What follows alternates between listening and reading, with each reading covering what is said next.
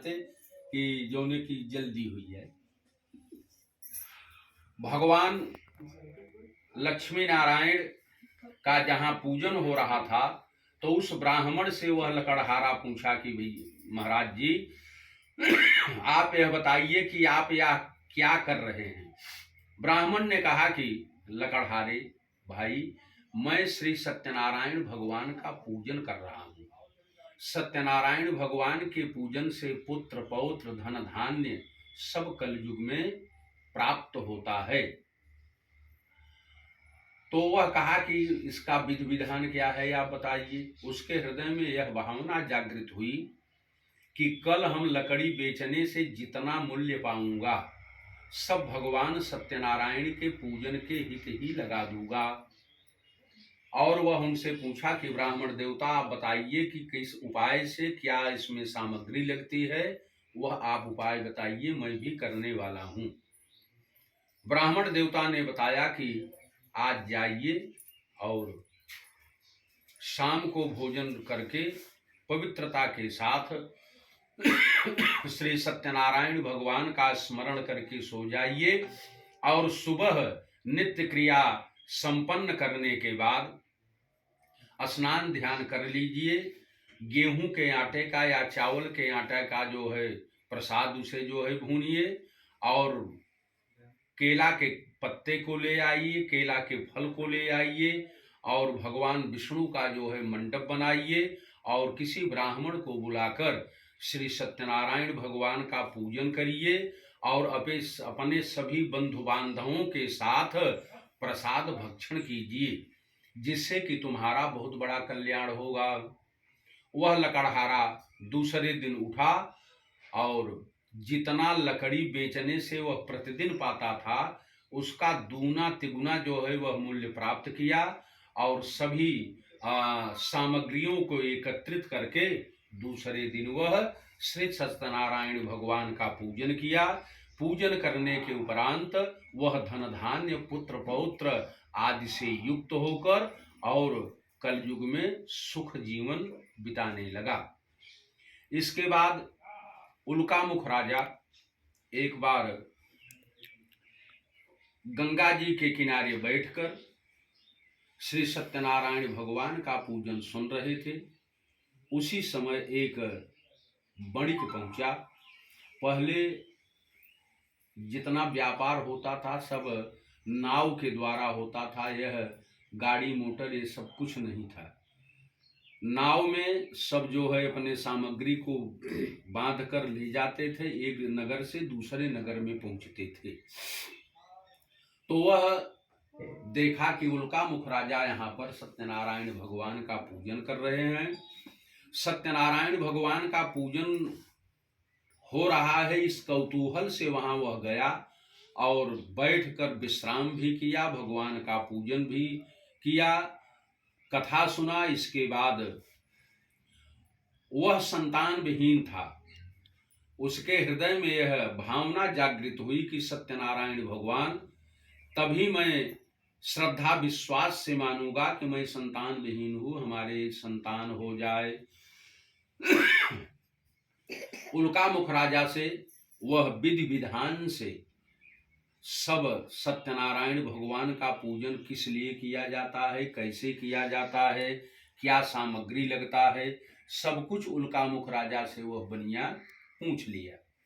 और पूछने के बाद चला गया अपना व्यापार करने के लिए। व्यापार करके आया, लौटा और उसी क्षण भगवान सत्यनारायण भगवान की कृपा से उसके यहाँ एक कन्या का जन्म हुआ।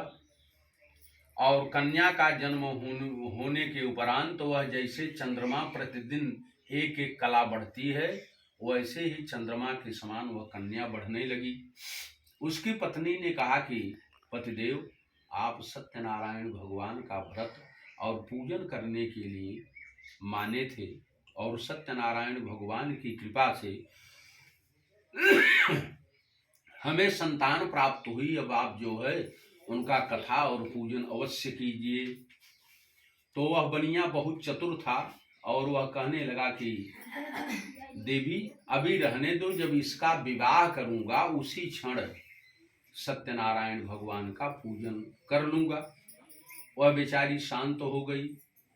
कुछ समय व्यतीत हुआ। व्यतीत होने के उपरांत वह कन्या विवाह योग्य हो गई। पहले नाऊ और पुरोहित जो है कन्या के वर के लिए जाते थे। पहले देखुहारी जो है ब्राह्मण और नाऊ करते थे। वह अपने पुरोहित और नाऊ को बुलाया कि हमारे कन्या के योग्य आप वर ढूंढिए।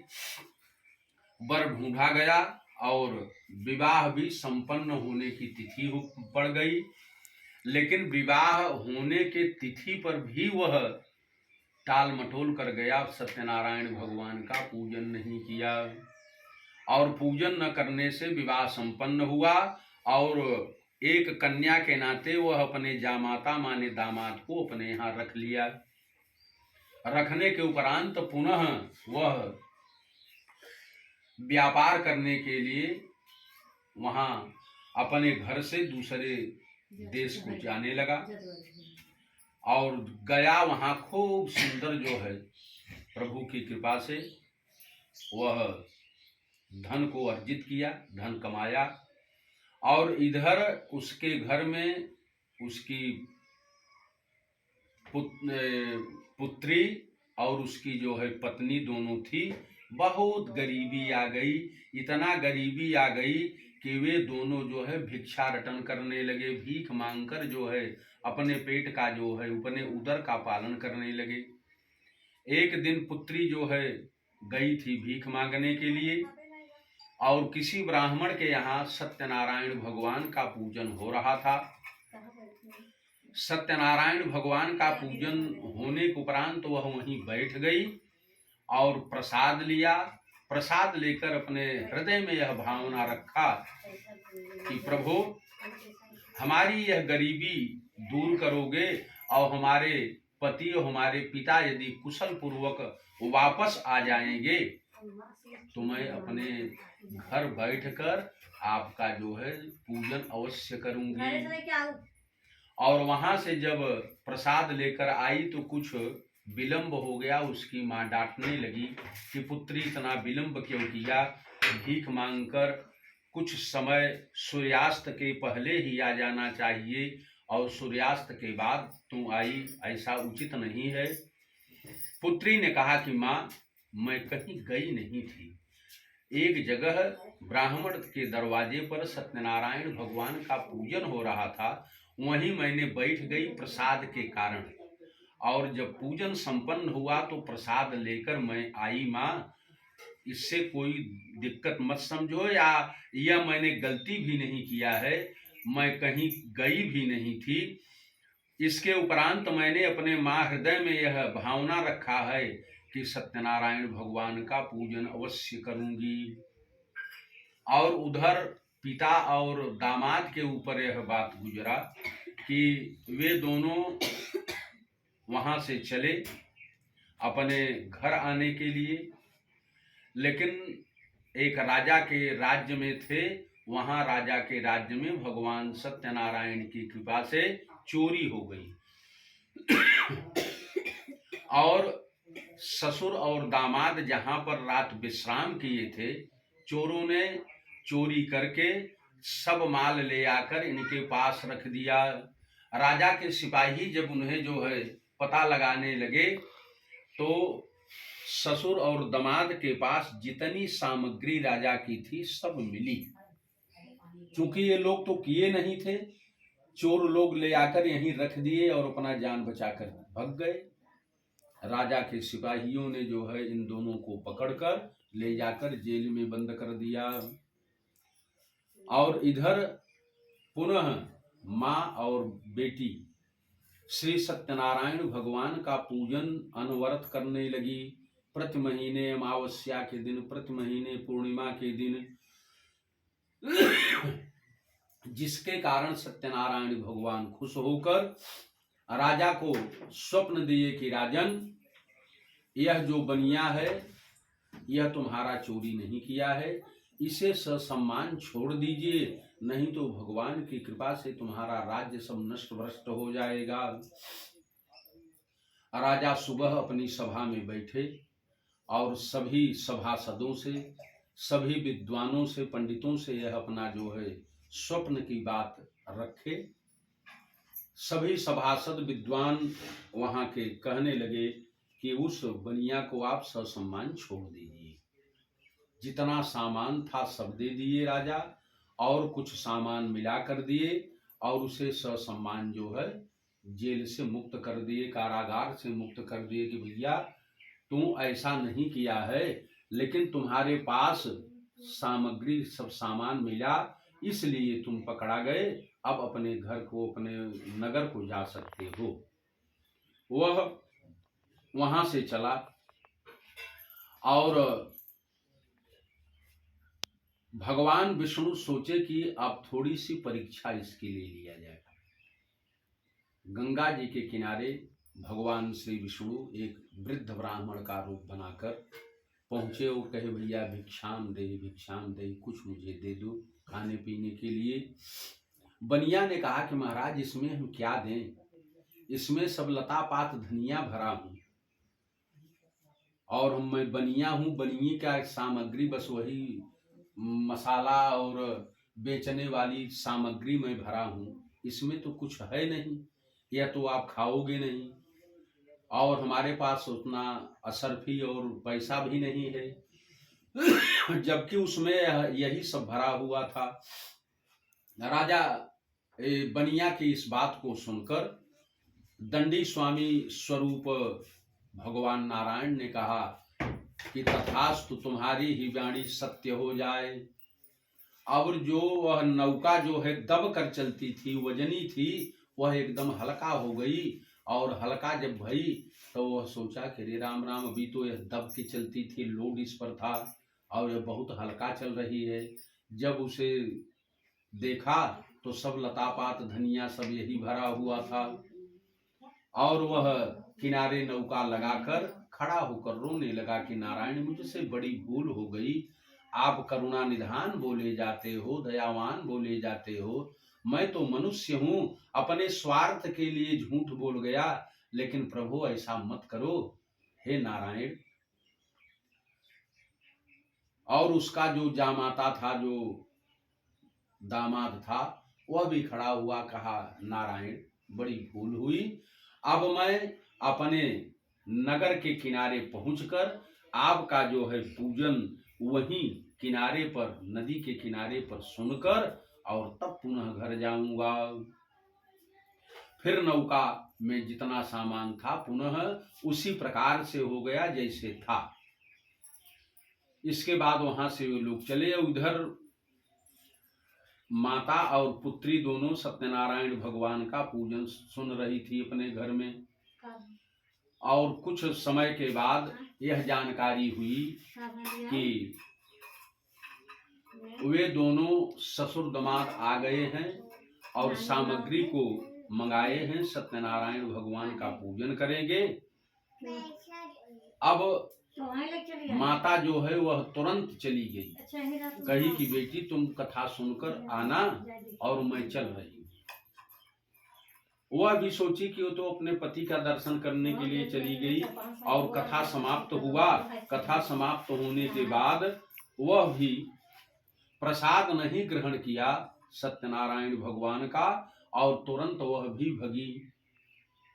और जिस समय किनारे पर वह पहुंचती है पुत्री, और दामाद का नौका जो है वहीं डूब जाता है, और वह बेचारी विलाप करने लगती है कि नारायण आपकी मैं कथा सुना, आपका पूजन किया, और हमारे पतिदेव का नौका डूब गया, अब कुछ नहीं करूंगी, मैं उनके खड़ाऊं को लेकर अब सती हो जाऊंगी। आकाशवाणी हुई कि मूर्ख, तूने प्रसाद नहीं ग्रहण किया, इसलिए तुम्हारे पति का नौका डूब गया। और वह फिर दौड़ी आई अपने घर, सत्यनारायण भगवान का प्रसाद पाया, और पुनः गई तो उसका नौका जो है वह कुछ दूर से धीरे धीरे जो है ले आकर किनारे पर किया, और किनारे पर करने के बाद वहीं बैठकर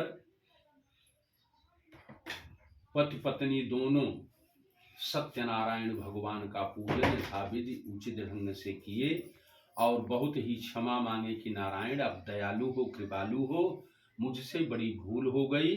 सत्यनारायण भगवान का पूजन किया, प्रसाद पाया और सभी अपने बंधु बांधवों को बुलाकर प्रसाद वितरण किया। इसके बाद एक तुंगत ध्वज राजा नाम के हुए, ये 5वां अध्याय।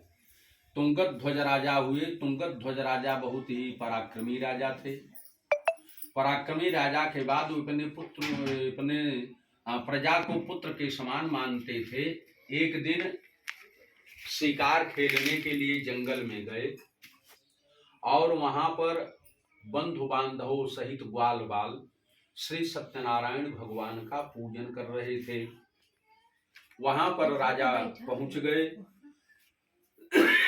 पहुंचने के बाद उन ग्वाल बालों ने सोचा कि हमारे क्षेत्र के, हमारे देश के राजा हैं, सत्यनारायण भगवान का जो है प्रसाद लेकर गए उनके पास और कहे कि राजन, यह सत्यनारायण भगवान का प्रसाद है, आप इसे पाइए। ले तो लिए, लेकिन राजा के हृदय में यह भावना हुई कि कहीं ग्वाल बाल, मैं राजा, इनका जो है यदि बनाया हुआ प्रसाद मैं पाऊंगा तो हमारी जो है अवहेलना हो जाएगी। हमें सब कहेंगे कि ये राजा होते हुए ग्वाल बालों का जो है बनाया हुआ प्रसाद पाए। ऐसा उनके मन में अहंकार जमा और वह तुरंत जो है छोड़ दिए, उस प्रसाद को नहीं पाए। प्रसाद को न लेकर और घर आए तो इनका जो है जितना साम्राज्य था सब नष्ट भ्रष्ट हो गया। नष्ट भ्रष्ट होने के बाद उन्हें बड़ी चिंता हुई कि मुझसे बड़ी भूल हुई और तुरंत वहां ग्वाल बालों के घर जाकर पहुंचे और कहे, भैया मैं ऐसा ऐसा किया, प्रसाद नहीं ग्रहण किया, प्रसाद को वहीं छोड़ दिया, आप सब प्रसाद मुझे दीजिए सत्यनारायण भगवान का, जो कि देने के उपरांत नहीं भक्षण किए थे। आज भगवान की अकृपा से वे जाकर मांग कर और तब भगवान के प्रसाद का भक्षण किए, खाए और ले आकर अपने साम्राज्य में अपने घोड़ा हाथी सैनिकों को सबको खिलाए, सबके मुख में डाले और सत्यनारायण भगवान की कृपा से पुनः उनका साम्राज्य उसी प्रकार से बन गया। अब इसके बाद बताते हैं कि वो जो उल्का मुख राजा थे वे दूसरे जन्म में राजा दशरथ हुए और जो बनिया था वह साधु नाम बनिया, वह आकर केवट बना और प्रभु की कृपा से जो ब्राह्मण थे, जो भगवान का पूजन पहले सुने थे, वे जो है सुदामा बने दूसरे जन्म में। और जो लकड़हारा था वह अगले जन्म में मोरध्वज बना और इनकी पुनः से भगवान परीक्षा लिए और सबको वैकुंठ लोक प्राप्त कराए। श्री श्री स्कंद पुराणे रेवाखंडे श्री सत्यनारायण व्रत कथायाम 5वां अध्याय। बोलिए लक्ष्मी नारायण भगवान की जय। यह सारांश बात सत्यनारायण भगवान।